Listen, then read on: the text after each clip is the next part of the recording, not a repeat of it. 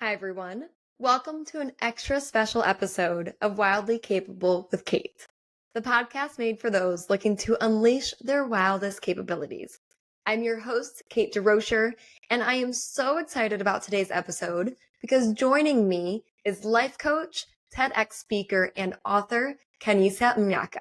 I met Khanyi about 2 weeks ago when we both were speaking on a panel, and I just absolutely loved everything she had to share, so I wanted to be able to share it with you too. Khanyi is on a mission to help people step into their most authentic selves through self-love, self-worth healing, and inner child work. I am so excited for you to get to hear from her. So without further ado, here's the episode. Khanyi, thank you so much for joining me today. I am so excited to have you on the show. You are just amazing, and I loved meeting you at the event a couple weeks ago, and I'm just excited to share your wisdom with everybody else. So thanks for being here. Oh, thank you, thank you. Good Good morning. I'm happy morning. to be here. I was so excited when you invited me. I was like, yeah, let's have a conversation For while I everybody. have while I have my coffee. I had to put my coffee to the side because it was getting me too hyper. So I was like, we need to stop drinking this. You're gonna have a This is conversation. my second cup. I limit myself at two. I'm like, you've had your two cups, Oh like my you're good. I love it. You're dialed in, you're focused. It's gonna be perfect. Yes. There I'm we go. like, let's go. Well, for everybody listening in, I met Kanye about 2 weeks ago at an event that we both spoke at. And then I Mm-hmm. just loved everything she shared. So I asked her to come on the podcast. Her and I grabbed coffee. We talked for like 2 hours and I just really connected with you. And I loved everything that you said. So I I just know. want everybody listening to get We to meet a should little bit of you too. we should do that walk again. Yes, I'll tell definitely. you this. I don't know if people know how hot Texas is. I tried to do it yesterday, and the mistake I made was going around 4 p.m. Oh no. I turned around No. and like I was like, no, oh no, I might just die. You can't do 4 p.m. Like we did what, No. 9 a.m. and it was still And super. that was still super hot. That was still, I feel like you should do 6 a.m. if you want to do like a longer, Yes. because yeah, That's what I do with my dogs. I'm like, we have to get out before the sun really even comes up, or like it's not going to be safe for you. no, it's not gonna work. But it was a good workout and we had a great conversation. We So we made it did. work. We're here. Look at We're here. us. We're And here. we text, like it I worked love out. it. A great Yeah. relationship forming. Yeah. Well, I've gotten to experience a little piece of you. Why don't you just tell everybody listening in who you are and what you do, and then Mhm. we'll kick off some questions. Yeah, sure. So I'm Khanyisa, that's my full name. And people call me Khanyi, some people call me Coach Khanyi. I work as a self-love coach. I'm an author, I'm a TEDx speaker, I'm an entrepreneur. I literally do all the things. I'm from South Africa, but I've been in the States now for about 4.5 years. Oh my God, that feels so long. I've been here for so long. But I'm really enjoying it. I love Austin. I started working as a coach like in 2020 when we were all like, Mhm. in our homes trying to figure out why we're here. And I kind of used that time to reflect on my own, like, why am I here? Yeah. And sitting in my ex-partner and I, we had this like 300 square foot apartment in the city in Seattle with our dog. And it was really hard, but what I got to do, and I think a lot of people got to do as well, was kind of like look at ourselves and be like Mhm. digging into those questions of sort of Yeah. like purpose and your why. And I found myself kind of digging into like, first I was like, who am I inspired by? Mhm. And, like what were the things that I enjoyed when I was younger? And I would have this memory when I was in high school, like some kids would just like run to go play and be in sports and extracurriculum activities. But I was running home to watch Oprah and Dr. Phil and fucking like Ricky Lake, like that stuff was my shit. And then I got to this point where I was like, there has to be like purpose in the pain, right? I was like, how can I take all this stuff that I've been through and make it help someone else? Mhm. And then life coaching was like, okay, this is what I'm gonna do. Oh Yeah. my gosh, that's so powerful and so beautiful because Mm, I think so many people we all go through things. No matter what in life, we're gonna get knocked down, we're gonna hit some curveballs, but not everybody gets back up and then does something with it. What do you think it was for you or for other people that you know in your life that got you back up and got you to do something with the pain you've experienced? How did you do it? oh, how did I do it? Oh, Kanye, how did you do it? I was raised by a very strong woman. I was raised by my Mhm. grandmother. My mom had me at 19, Mm. and as all 19-year-olds do, she has me at 3 months. She leaves. She leaves me with my grandparents. She chases her husband. She moves to Johannesburg with him, Oh. and I'm like my grandmother's youngest child, right? And so my grandmother is that person that will just keep going. Like her whole thing is to just keep Mm. moving. And she's 85 now, and I've just watched her go through so much shit, but she just keeps going. And also, I tend to see, I don't know how, but or where I learned it, but I think like we get to define Mm. what life does to us, and Totally. we get to choose. And it's like I could choose to be in the victimhood of my childhood. I could choose to like blame everyone around me. I could choose to be a victim of my circumstance, or I could choose to see myself as both. I don't like this narrative of you're not a victim, you're a survivor. I'm like, no, I'm both. Yeah, absolutely. I'm both victim and survivor. And I'm somebody that works to transcend the survivor story, because Mm. some of us can get so stuck in that survivor story that we don't see anything beyond that. Right. And so Becomes I our think for identity. me, sitting with what can I do with this trauma and all of it is like, I want to transcend it. It Mm. can't keep defining me. Yeah. Something that happened, but Yeah. it can't keep defining me. It really does become our identity. Like I know when I was in my healing journey, and I'm always in my healing journey, but when I first Hmm. started it, I like wore my trauma as if that's who I was. And I Yeah. had to learn that was something that happened, but it's not who you are. And now Yeah. today I sometimes forget I even went through those things because I've done Hmm. so much work around it. Until That's, you have to talk about it, you're like, oh yeah, I did go through that. oh well, that wasn't so great, was it? Yeah, Interesting. I that forgot. was It's so true. tough. It's so true, but I think that's how Yeah. like you've really gotten out of that victim mentality. And I Hmm. see so many people as a coach too who are stuck in that mentality. How do Hmm. you as a coach pull somebody out of that? Great question.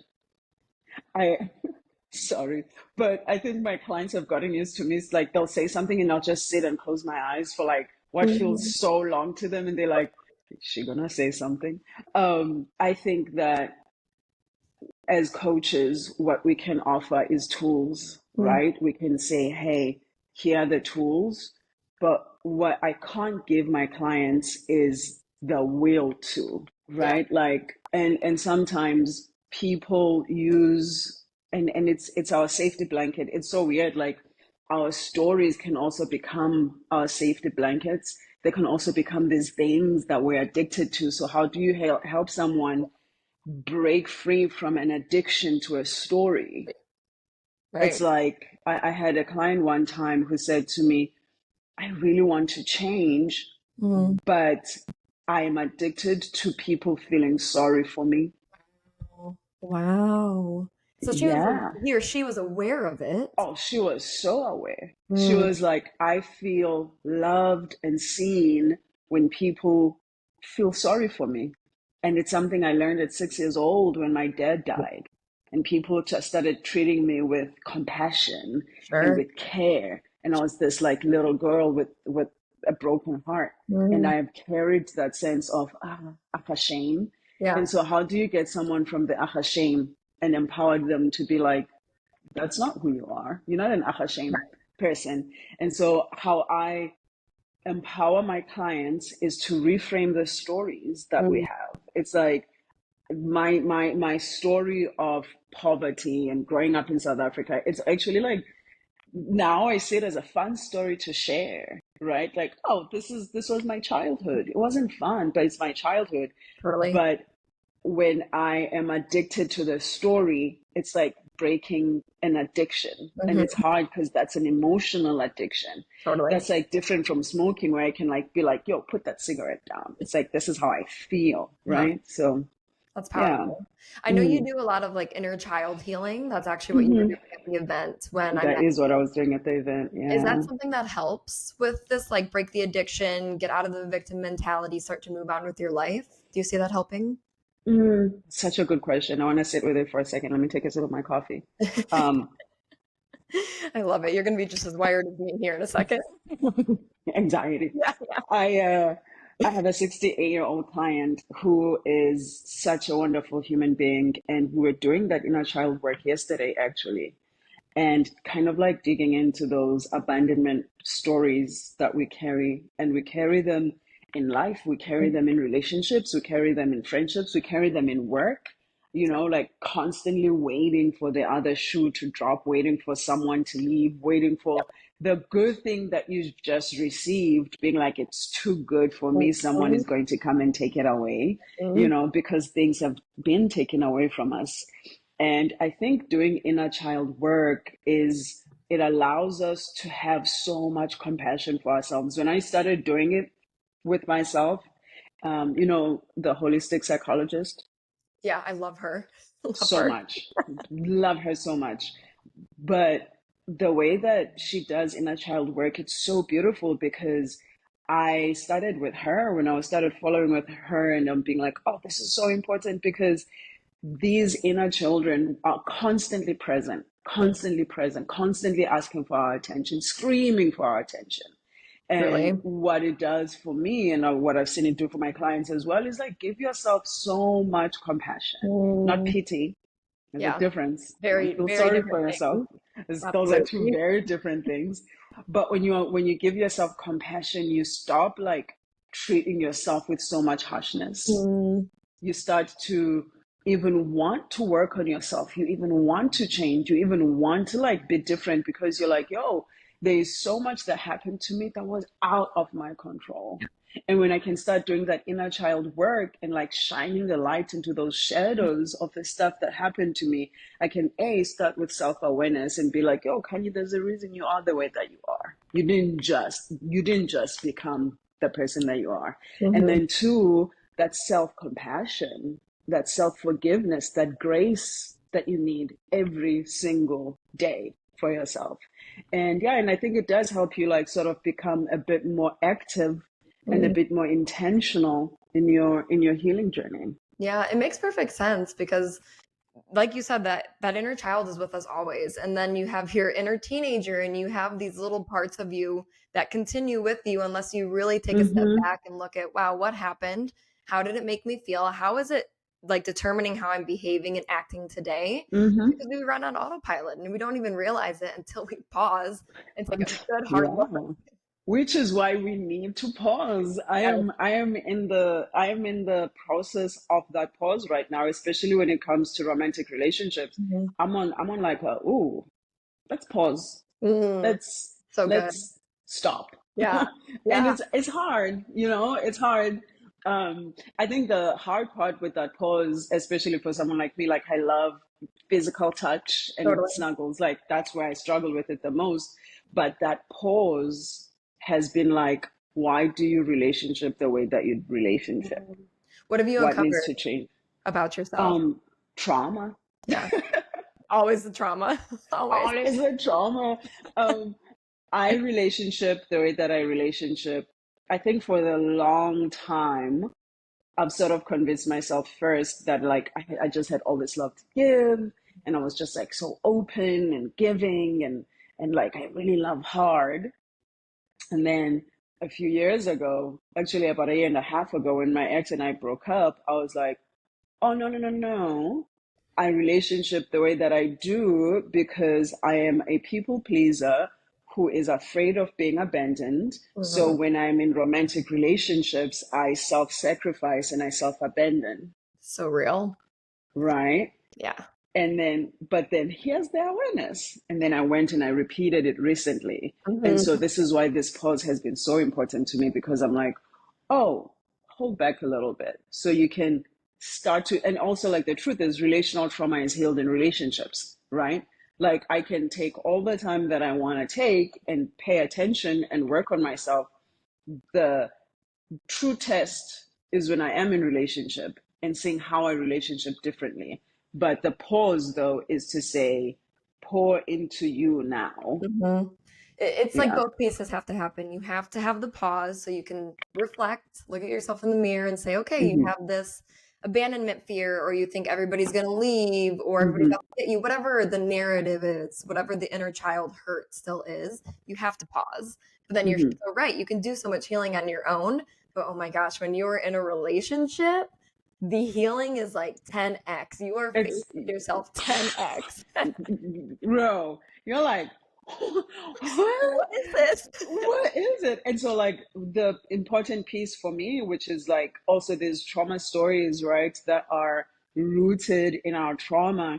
Um, I talk about it in both my books. Like, my deepest trauma when it comes to being abandoned is when I was 9, I watched my grandfather die. Mm, And that was my first abandonment story because he was my best friend. He yeah. was also my protector, right? So when he died, gone, best friend gone, protector gone. I had to look out for myself, and that was hard. Yeah. And part of the pause for me now has been to that 9-year-old, right? To be like, hey, I'm not going to abandon you. I'm not going anywhere. Yeah. If you don't get to accept less than what you deserve because you're scared someone's going to leave, let them, So good. right? So good. I think Yeah. so many people need to hear that. Like I'm like you, where I hold on super tight to relationships and I Mm-hmm. say it's like one of my strengths and I just know how to fight for people and that's just who I am and it's a good thing. Sure, to an extent, it's good. But also what it was doing was self-abandoning. I was Mm-hmm. choosing that person over myself every single time. I was ignoring my boundaries, my needs, Mm-hmm. everything, just to Mm-hmm. get them to stay. And I know Mm-hmm. you do a ton of work around with people around self-love. Like, define self-love. What does that mean? And I know you also use a whole second layer, which is radical self-love. Mm-hmm. I think is so important to differentiate. Tell me what radical self-love is. Okay, so when I started, I'll tell you this. I thought I was the first one to coin the term, and then I googled it. You're It's like, like, who knows? fuck. Everybody says it. It's like Fantastic. everybody says it. Damn it. I'm going to point it to you. Yeah, right. Thank you so much. I was like, stop.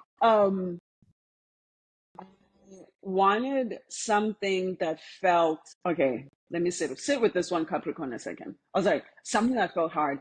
I wanted something that felt intentional when it comes to loving ourselves. Yeah. Like, it took me working on myself to understand that self-love is just, it's so much deeper than the spa dates, and it's so much deeper than the self-care, Mm. which is also really important, right? Like, I have a solo date planned for myself tomorrow Oh, because yay, I it's, love I'm that. gonna go get myself a Look at pedicure, you. gonna go get some sushi. So good. I love pedicures, by the way. It's like my favorite thing ever. Um, but when you say radical self-love, it is, I want to look at the parts of me that are very, very uncomfortable to look at. Like the parts that I'm not excited about, Mhm. the parts I'm embarrassed about, Yeah. the stuff that doesn't feel good. And there's things I want to change, but how do I take all of that and lovingly change it? Hmm. Yeah. Like the things that I tell people all the time, I'm like, there is a Khanyi that I don't enjoy. But where I invite love to that Khanyi is I've had to be. Yeah. People pleasing protected me. Yeah. It made me feel safe. At times it made me feel seen, right? At times it made me feel loved. Mm. At times it made me feel connected. It wasn't a real connection. It was an authentic connection, Right. but it made me feel connected. And so I don't get to hate things that have created somebody who can survive life. Yeah. But radical self-love is, let's put it all on the table and let's love it and let's change it. It's really And good. so radical self-love is, I'm going to do the hard shit too. Yeah. It's Mm-hmm. loving you, for every side of you, for every shadow All part, of it. for the dark, the All light, of the it. good, the bad. The And in between. yeah. Like, yeah. And it's like always happening. It's forever going to be something that you have to work on is the biggest Mm-hmm. thing I've found is like there's not just one, you do one activity or you find that self-love and then it never goes away again. It Yeah. definitely kind of rides in waves and you have to Mm-hmm. bringing it back up and working on it. How do you build And muscle to do and that? it shines a lot to so much. My clients, like, when they bring me something difficult and they're like, I don't know what to do here, I say to them, what would a self-loving version of yourself do? And when you can be like, if I loved myself, Mhm. I would disengage. Woo! Right, If I loved myself, I would not participate. right, If right. I loved myself, I would walk away. That's what radical self-love is. And when you start asking yourself that question and you look at your life, you go, oh, I'm not self-loving here. Mm-hmm. Because I have my clients all the time. I'm like, what would you tell your friend? If she asked you Yes. this question, what would you tell your friend? And then they can see Mm-hmm. it so differently just by removing themselves and their egos and their fears and seeing it through the lens of, I love that person so much. This is what I would Yeah. want them to do. You're They like, if you loved yourself, what would you do? exact. I love that question. I can feel that. It's so You good. should. It's so It really works yeah. because even when someone is like struggling to make a decision, even if they choose to stay, they stay knowing, whew, this is not self-love. Mm-hmm. This is not Mm-hmm. self-choosing. How do you build self-trust? I think that's Mm. something that so many people I know and my clients they struggle with, where it's like they can kind of understand this self-love piece, but then Mm-hmm. learning how to trust themselves and their intuition or whatever it is that they need or what they're being told within themselves to leave, to stay, whatever it is, they can't seem to Mm-hmm. tap into that trust. The love, Mm-hmm. they can kind of get there, but I think the Mm-hmm. trust is where they really, really struggle. They can't figure out and am I listening to my inner voice? Am I listening to other people's? Am I listening to my trauma? Like, what is the truth? How do you Mm-hmm. trust yourself? You should listen to your trauma. Your trauma knows. Um, I think that, it's all about, I think you said something earlier about like having it be something that's like building a muscle, right? So when we lack in self-trust, we have to start doing things that make us build self-trust. And you Like, start small. yes. I know it's like, even with self-love, right? Like people are like, how do I love myself? I'm like, go do shit. Mm, Go do shit that makes you go, oh, this is very self-loving of me to do. That's how you love yourself. yeah. And it's the same with self-trust. It's the same with confidence. It's the same with self-esteem. Do estimable shit. Wow. Yeah. And with self-trust, it's like choose a non-negotiable. Choose one thing that you are going to do every day. It Mm, can be as small as I'm going to wake up in the morning and I'm going to drink a glass of water every single morning for 2 weeks. Because so far, self trust, right? When you're not trusting of yourself, you're someone who is constantly going back on their word with yourself. Every time you make a promise to yourself, you break it. You make a promise to yourself, you break it. And building that self trust it's training your brain that I am somebody who makes a promise to myself and I keep that promise. And it really is in the small things. I know It's for in the me, tiniest of the things. smallest things that you wouldn't even think twice about. I know for me, when I was like getting out of a 10-year depression, I was riddled with anxiety. All I did was I started making my bed in the morning. That's it. I had this whole mentality. I don't need to make my bed. I'm going to get back into it. That's so stupid. What's it matter? But really what I would tell people. It was my mentality. And then I started just making it in the morning and feeling better about my space and then better about myself. And then Mm-hmm. learning that, wow, you made this silly little promise to yourself, but you're sticking with it every day. And Mm-hmm. from there, I kept compounding.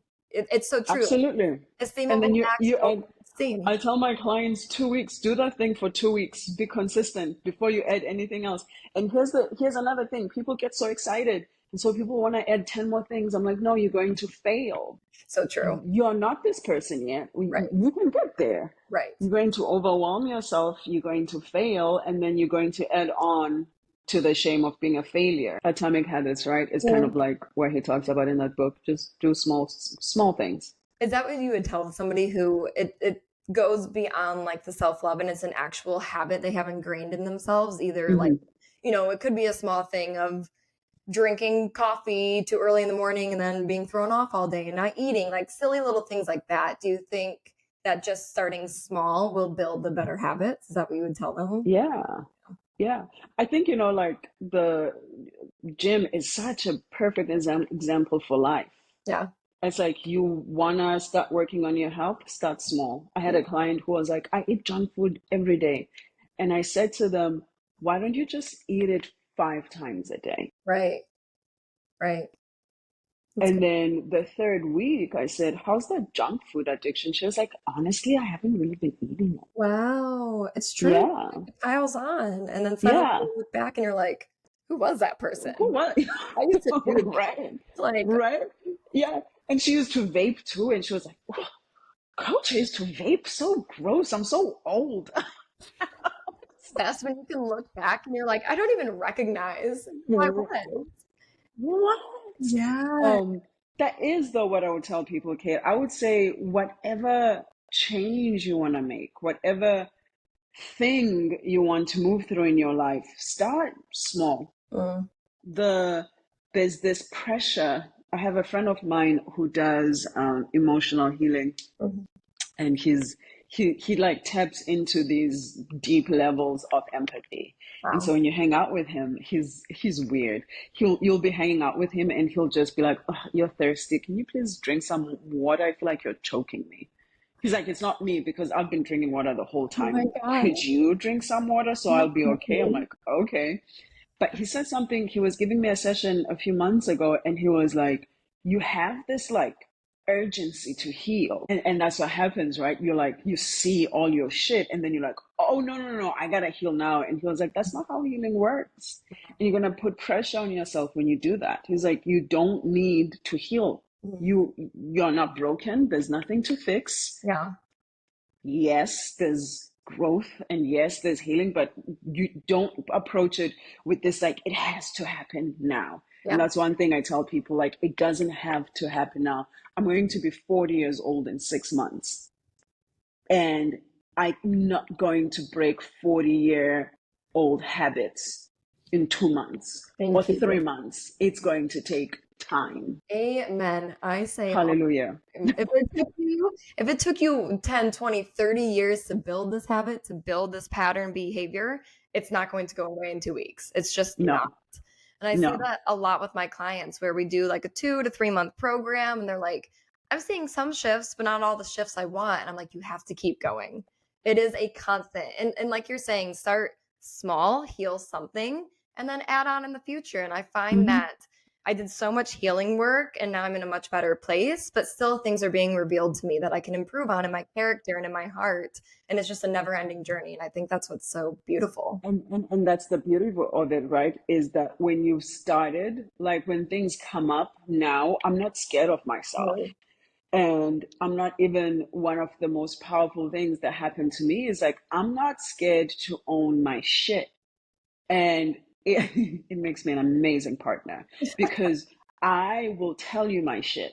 yep, Like I'm not worried about you judging me. I judge you for judging me. And if totally. you judge me for having shit, then what are we doing? Like Right. even the post I posted yesterday was like, I'm a healing healer here. I I'm love someone that's going through this stuff because I refuse to present perfection. I'm not perfect. No one is. Because if I present perfection, then I'm going to start expecting everyone else to be perfect. exactly. And that's Exactly. going to come back and bite me in the ass Right. Because it's not real. because no one is. It's not real. Yeah, it's not authentic. I No. loved your posts yesterday about I am a Mm. healer who's healing. And I think Mhm. so many people get hung up on not sharing their story or not helping other people because they know they still have more healing to do and they feel shame and they don't feel like they're good enough to help other people. What would you tell that person who has the capability but is just scared? Oh, I love that person. I'm actually starting a program to mentor those people. Ooh, here we The go. the coaching space is full of messages that I don't enjoy. Amen. So true. It's kind of how we connected, where we were like, We're like, wait, what the? maybe Wait, the best wisdom. mm, what? I I think that, what makes the coaches that I'm attracted to are people who sit in their shit Mm, and they can be like, I've gone through this and I'm still going through this. I don't listen to perfect people. I think I can't reach you. I yeah, can't. relate to you. And the coaching industry kind of like, for me, it mimics that like native practice of community. And that native practice of community is, let's sit around and give each other wisdom. Beautiful. Like, I've gone through it. Maybe I can help you go through it. Right. Like, and we start to see the connections in our humanity and the ways that we are so similar. We think we're different. We are It's not. ridiculous. We are not. And like, my first book is called Traveling While Black and Lesbian. And throughout the book, what I've learned is we are not different. It's so true. I lived with Muslims and in Malaysia for about a year and a half. And what I learned from my Muslim roommates was that they were struggling with things that I was struggling with when I was a teenager in the church. The exact same stuff. And when you're being like, oh, like Christianity is the only true way, I'm like, bro, it's all the same. It's all the same. It really is. It's all human stuff. Yeah. We all want the same things. We have the same desires. That means we have the same struggles. It's just inevitable. I love that you show up so authentically to your clients and to the world, even in your social media, because it does make people feel safer with you. Like I told you over and over after the event, like I felt safe with you. I love that you were sitting next to me on the panel and you just felt real. And I was like, thank goodness she's here. And that's why I connected with you so easily. But people just are scared of living in authenticity because of the way people perceive them. How do you help somebody live a more aligned life? You've been hitting me with these questions. I don't even think I've asked you really any questions that I sent you. So I'm like, wait, I wasn't prepared for this. Sorry about that. But your answers were all beautiful. Coffee. Okay. Give me more anxiety. And every time you need to think, take a sip of coffee. I'm like not letting myself have any more coffee. So you drink for me. I got you. The reason that we fear authenticity for a lot of us is we have this desire to be understood, to be loved, to be accepted. And a lot of people are in environments and communities where in order to experience those things, you have to conform. You have to be like everybody else.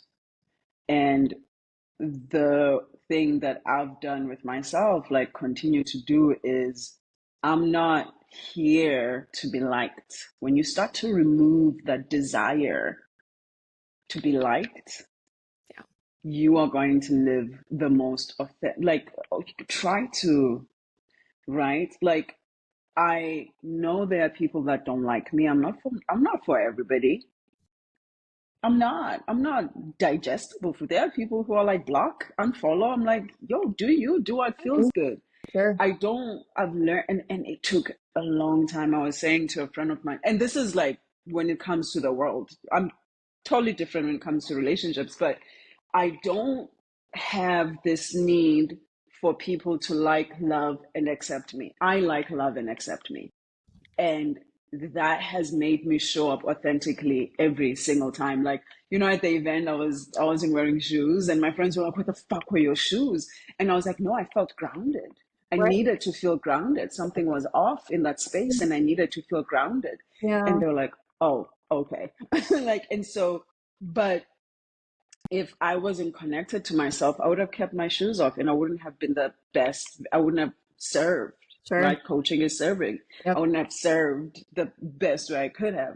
But when you remove this deep desire for people to like, love, and accept you, and you learn how to like, love, and accept yourself, then you will start showing up authentically. That's so true. I feel like I'm just going to take that part, what you just said, and I'm going to blast it everywhere because everybody needs to hear it. Yeah, I'll share it.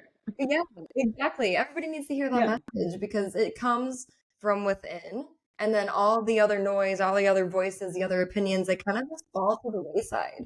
And by you showing up authentically, that's how I connected with you. That's how the right people will connect with you. But here's the thing about authenticity that we don't talk enough about. First of all, You have to know who you are before you show up authentically. Very true. Many people don't know who the fuck they are. Yep. That's okay. We can get there. Yeah. And the second thing is you have to understand that authenticity will cost you stuff. Wow. I've never heard that. And I want to write it Yes. down. That's so good. It will cost you relationships. Wow. It will cost you family members. It will cost you friendships. It will cost you denied opportunities. Authenticity is this thing that everyone's like, go be authentic. It's like, no, let's talk about the cost of it too. Sure. Sure. The concept, like, there's a trade-off. What are you willing to trade off? And yes, part of that trade-off is there's so much power in walking into a room and being like, this is who I am. Yeah. I show up. If you don't have a seat for me at the table, I'll bring my own fucking seat. Like, I'm good. But when you start the journey towards authenticity, it is like, what are you willing to lose? When I came out, I lost so much. But it is also the best thing I could have ever done. Because you know what? You don't lose yourself. And there are people who will love the fuck out of you just as you are. There's community. Yes. Always. And so, but the first step is to know who you are, know who you want to be, and also be okay with the trade-off, the stuff, the consequences of authenticity. I'm so glad you brought that up because it's true. We just say, be authentic, everything will be great from there. But it is. You set boundaries with people, you lose friendships, you lose family relationships, and it's extreme. You lose romantic relationships. Yes. So many. Can we talk about that? You're like, oh, I'm someone who does this now. Boy is like, no. We connected on us doing this, and you sitting there being like, I'm not that person anymore. I am. This one is hard. When you are with someone for, say, 5 years, and they expect you to be that person they met 5 years ago, and there's no alignment in that relationship anymore because you are no longer that person you were 5 years ago. Right.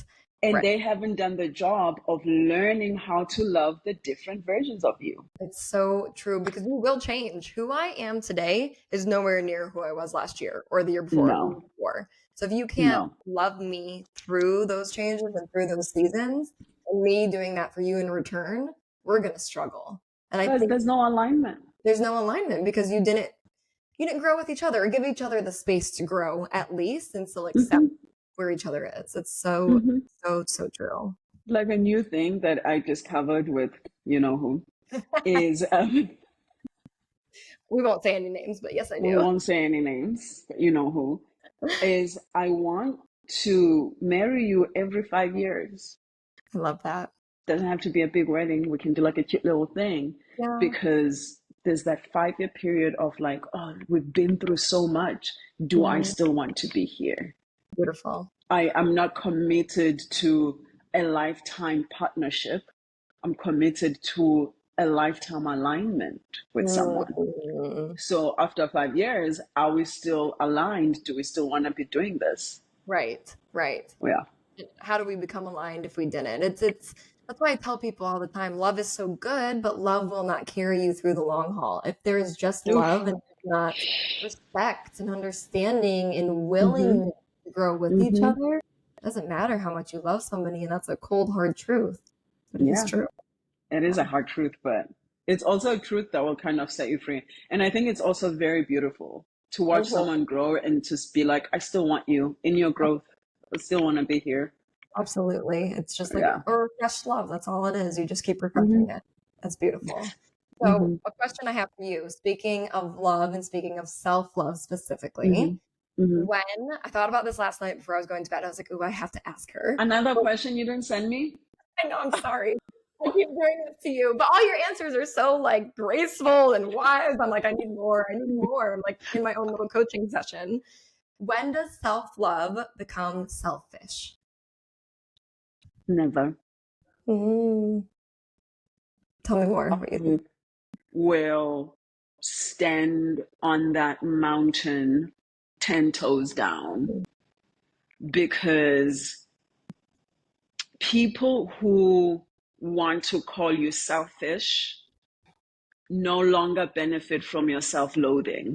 Wow. Yeah. There's never going to be I was saying this on a live yesterday. Part of the immigrant experience is you send money home, and it can get to a point where like you feel resentful. And when I started to love myself and set boundaries and kind of take a step back, it shifted. Now I want to give my grandmother the world. And because it comes from a self-loving place where I don't feel exhausted or drained or depleted Obligated. or obligated or that I have to. It's like I want to. I Yeah. want to make sure she's okay. Yeah. And self-love cannot be selfish, because part of loving myself is if I love myself and I can give myself compassion and care, there is an overflow that will go to everyone else. You can't pour from an empty cup. And I would never do it again. Yeah. You can, but it's going to leave you feeling awful about yourself. Yeah, that's really right? good. And so I refuse to believe that there's ever going to be a point in my life where people are like, you know what? She loves herself so much, it's a little bit selfish. I want to be selfish. Yeah. I want to be bravely selfish. I want to be selfish every day. I say that in my TEDx talk. I want to be selfish every day. Right. I want to be selfish with my time. I want to be selfish with who has access to my energy. I want to be selfish with who has access to my wisdom and my knowledge and my body. Like, I can't just keep giving myself to everybody because I'm scared they're going to call me selfish if I don't. Right. Be And selfish. that's how you serve. Yeah. Through being selfish, it is how you end up serving. I think you're so right, where it's like I can't give if I'm depleted. I can't give if I'm drowning. No. I'll be dying on my own. It's not possible. Yeah. And a lot of people relate to it. There's the scripture in Psalms. I used to be a very churchy person, so I remember scripture, but David is like, my cup runneth over. Like, I'm so filled up that my cup, it runs over. And I'm like, if we can do that and show up in our lives with being like, I'm going to pour into myself so much that my cup will run over. And from that overflow, I give to everyone else. Absolutely. And talk about that being an authentic version of love, where it's not, I am giving to you because I have to, or because I want you to love me. I'm giving to you because I am so full that I have something to give. How beautiful is that? Like, I have so much that I want to give to you. Yeah. Out of freedom, out of choice. Out of choice. Like, I don't love you because I'm obligated to. I love you because I want to love you. Right. I show up for you because I want to show up for you. Very big difference. Yeah. Absolutely. This has been the best conversation. It's the exact same way I felt about our hike conversation. You just you're like a light. If there was just one person listening to this that you want them to hear one specific thing, one specific piece of wisdom or advice, what would that be? I would say, I already said be selfish. When you start your journey towards radical self-love, which includes boundary setting, and in that boundary setting, it means that you're not going to be showing up the way that you used to show up for people anymore. And what that comes with is guilt. A lot of people struggle with that guilt. And how I have framed it for my clients is, we're so scared of emotions that have been labeled negative.